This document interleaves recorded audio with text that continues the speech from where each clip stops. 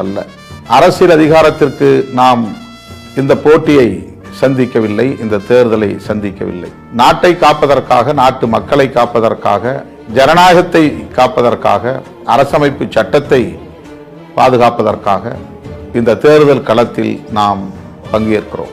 நாடாளுமன்ற ஜனநாயகமே பாதுகாப்பற்ற நிலையில் உள்ளது. ஆகவேதான் இந்தியா முழுவதும் எதிர்க்கட்சிகள் அனைத்தும் ஒன்று சேர்ந்து ஜனநாயகம் காப்போம் என்கிற போர்க்குரலோடு இந்தியா என்கிற பெயரில் கூட்டணி அமைத்துள்ளனர். நாட்டு நலன்களை முன்னிறுத்தி, விளிம்பு நிலை மக்களின் நலன்களை முன்னிறுத்தி நாடாளுமன்றத்தில் 69 முறை பேசுவதற்கான வாய்ப்பை பெற்று உங்களின் குரலாக எனது குரல் அங்கே ஒலித்திருக்கிறது.